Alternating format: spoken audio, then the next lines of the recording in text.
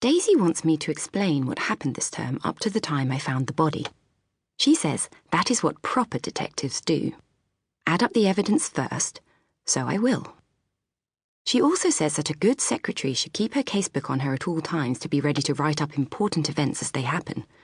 It was no good reminding her that I do that anyway.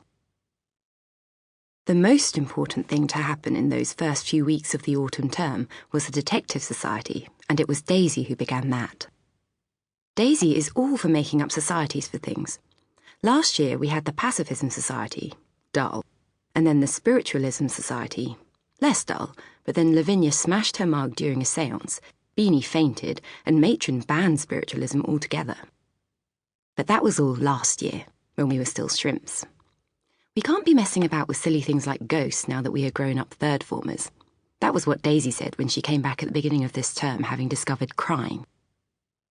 I was quite glad. Not that I was ever afraid of ghosts exactly. Everyone knows there aren't any. Even so, there are enough ghost stories going round our school to horrify anybody.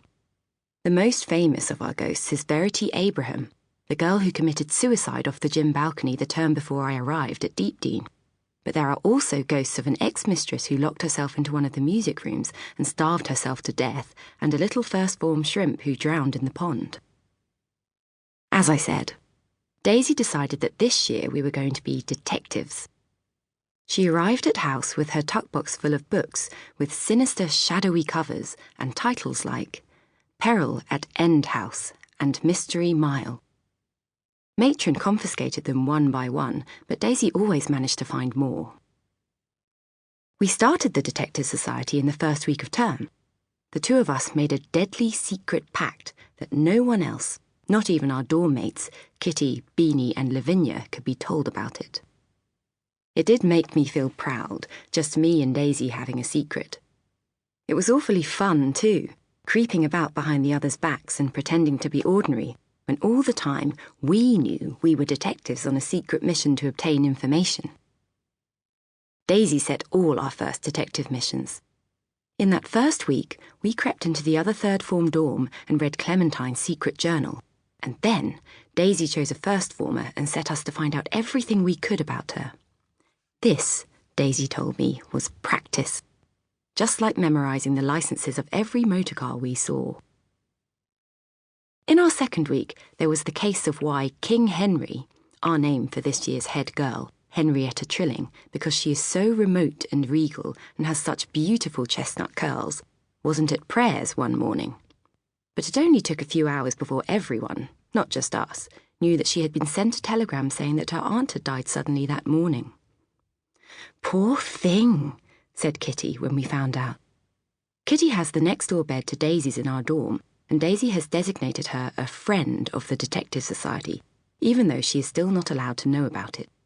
She has smooth, light brown hair and masses of freckles, and she keeps something hidden in the bottom of her tuck box that I thought at first was a torture device, but turned out to be eyelash curlers. She is as mad about gossip as Daisy, though for less scientific reasons. Poor old King Henry. She hasn't had much luck. She was Verity Abraham's best friend after all, and you know what happened to Verity. She hasn't been the same since. "I don't," said Beanie, who sleeps next to me. Her real name is Rebecca, but we call her Beanie because she is very small and everything frightens her. Lessons frighten her most of all, though.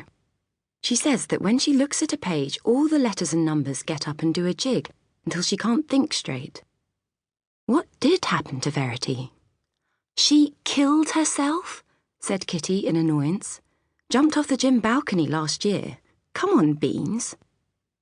"Oh," said Beanie. "Of course. I always thought she tripped." Sometimes Beanie is quite slow. Something else happened at the beginning of term that turned out to be very important indeed. The one arrived. You see, at the end of last year, Miss Nelson, the deputy headmistress and our dull old music and art mistress, retired. We were expecting her to be replaced by someone else quite as uninteresting. But the new music and art master, Mr. Reed, was not uninteresting at all. He was also not old.